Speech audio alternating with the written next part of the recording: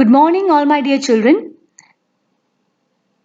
Welcome you to this session of physics. We are nearing to the end of the chapter motion. Today we'll be studying the topic equations of motion by graphical method. So in that we'll be discussing mainly two derivations, velocity time relation and position time relation.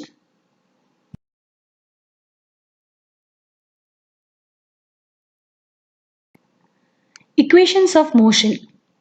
When an object moves along a straight line with uniform acceleration, we can relate its velocity, acceleration, and the distance covered by the object in a particular time interval using a set of equations. And children, these equations are called as equations of motion.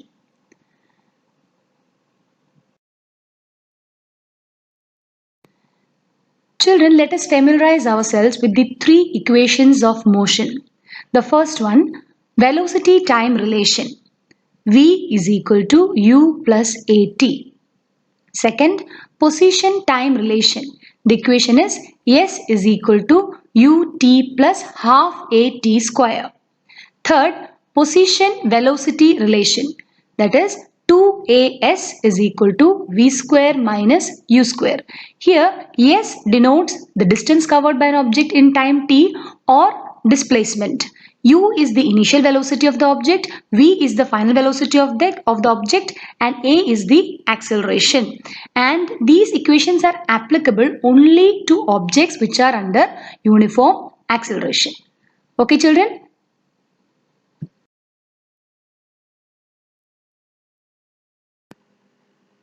Try to identify these graphs. Children, in the previous videos, we were having the data, and according to the data, we were drawing the graph.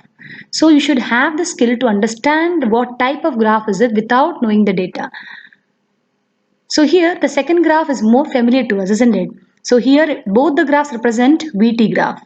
And we can see that in the second graph, that is B graph, there the change in velocity is equal in equal intervals of time, and it represents uniform acceleration. That's the nature of the graph, is a straight line sloping upward. And at time t is equal to 0, yes, we can think that the object has velocity 0. That's why the straight line is starting from the origin. Now in the first graph, A graph, we can see that it is also having uniform acceleration since it is a straight line. But the straight line is not starting from the origin. The reason is that when the object starts its motion, its velocity is not 0. It is having an initial velocity. Okay children, hope you understood the difference between the two graphs. So both represent uniform acceleration. Velocity-time relation. Children, please look the graph very carefully. This graph we have to draw for all the three derivations. So it's must that you should understand it. So as you're seeing it, this is a VT graph, and we have already discussed that this is for an object that is moving in uniform acceleration. So thing is, here the object is having an initial velocity. Okay children, so let me explain. So from the graph you can see that the initial velocity of the object is U. That means till point A, the object is having an initial velocity, and OA represents U, that is initial velocity. From the point A, the velocity of the object is increasing at a uniform rate till B. That means AB is our graph. And that final velocity, that is represented by V. From the point B, we are drawing two perpendiculars. So children, some adjustment is made here so that we come to our final equation. So from the point B, there are two perpendiculars put. One is BE and the other is BC. BE is meeting the velocity axis and BC is meeting the time axis. And also from the point D, we are drawing another perpendicular which cuts OE at A. So AD is drawn parallel to OC. See children, OA and DC both represents initial velocity, whereas OC, AD and BE all represent time. Hope children you understood?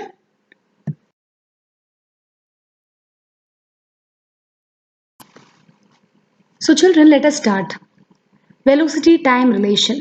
Consider the velocity time graph of an object that moves under uniform acceleration A along a straight line. So children, you can see the same graph that I have explained in the previous slide. Okay, so here let u be the initial velocity and v be its final velocity at the end of the time interval t. So let the distance traveled to be s. So from the time interval, that means the distance traveled, let be s. So from the graph we are having some conclusions, that is OA is equal to DC or CD is equal to u, that is initial velocity. OE is equal to BC or CB is equal to V, that is final velocity.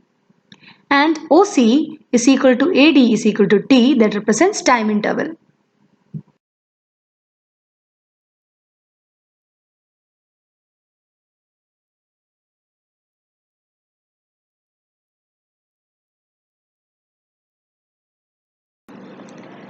From the velocity time graph, acceleration is equal to slope of the graph. Children, we know to find out slope of the graph. So here when we take 2 points of the graph, that is B and A, and take the corresponding y values to the corresponding x values, actually AE by AD. So AE is the same as BD. So we have taken the change in velocity as BD by AD. So now we have to again think, children, because the total, you can see in the graph BC, the total BC, it represents the final velocity, and the point CD represents initial velocity.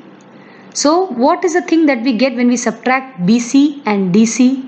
When we subtract BC to DC or BC minus DC, it will give the small portion, that is BD, and that is V minus U is the change in velocity. So here change in velocity is BD. So BD by AD. So that we get as BD by T, and from that we get BD is equal to AT. Okay children, and we substitute in this equation and we get V minus U is equal to AT, or finally we rearrange and we get V is equal to U plus AT. This is the velocity time relation. V is final velocity, U is initial velocity, A is acceleration, and T is time.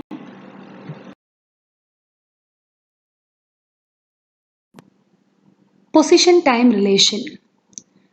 So children, for deriving position time relation, we have the same graph, but here we have to find out an equation for calculating the position or displacement. So we know how to calculate displacement from a VT graph. Yeah, we can calculate by taking the area under the graph. So here we are going to take the area under the graph AB, which is a trapezium. So let us see the derivation.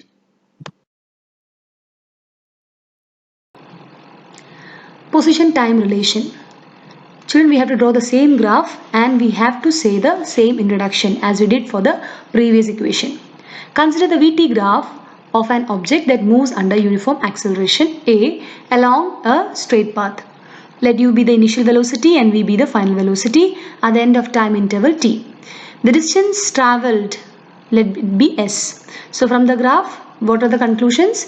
That is OA is DC is equal to U, initial velocity, OE is BC is equal to V, final velocity, and OC is equal to AD is equal to time.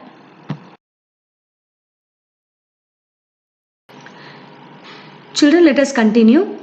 So we have to calculate the distance traveled by the object in time interval T, or the displacement. So the letter that we give is S. So I have shaded that portion, that is our graph is AB and the area under the graph is OABDC. So that is a trapezium. So we have split that trapezium as a rectangle and a triangle. So that is rectangle OADC and triangle ABD. So area of the trapezium is equal to area of rectangle OADC plus area of triangle ABD. So that is area of rectangle is length into breadth. So OA into OC plus area of triangle is half into base into height, that is half into AD into BD. So for OA we know it is U, initial velocity, OC is T, so U into T plus half AD is T, so T into BD. This value we have taken it from our previous derivation, that is BD is equal to AT.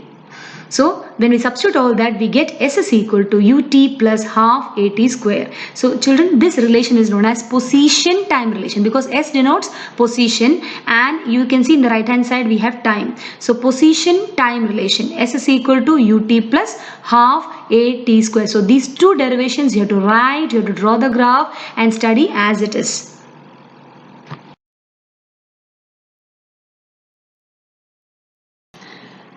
Children, let us do a question. Identify the type of motion represented by each one of the following graphs. So you can see here some VT graphs are given and you can see the nature of the graph. And looking to the graphs, can you please answer the questions? The first graph, the first VT graph, what type of motion is represented by that first graph? Yeah, it is uniform acceleration. The second graph, that is straight line parallel to time axis. What is that graph there? Because every time you can see that the velocity is not changing. So yeah, this represents the VT graph for uniform velocity or constant velocity. The third graph, that is C, there you can see the graph is sloping downward. That means you can see that at starting point the velocity was high, then the velocity decreased. That means here, yeah, it represents uniform retardation. And surely the last graph is very clear to you, it is non-uniform acceleration.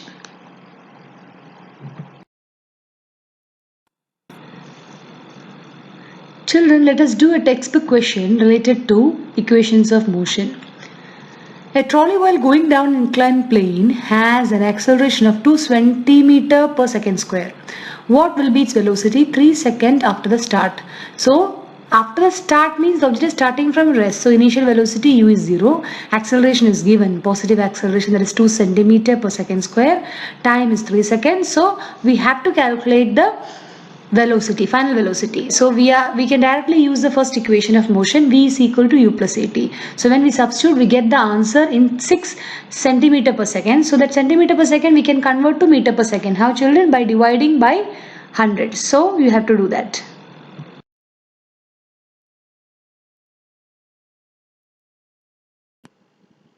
Children, the last question. A racing car has a uniform acceleration of 4 meter per second square. What distance will it cover 10 seconds after the start? So here also the object is starting from rest, so initial velocity is 0. Acceleration is given 4 meter per second square. And time is 10 seconds. So here we have to calculate distance or displacement s. So we have to use which equation? Yeah, that is position time relation. So since the object is having uniform acceleration, we can apply that equation. So s is equal to ut plus half at square. When we substitute the values, we get the answer as 200 meter. So children, hope you understood all these things, and in your textbooks whatever questions are given, try to do it. So in the next video we will be going to the third relation. Okay, stay safe. Thank you.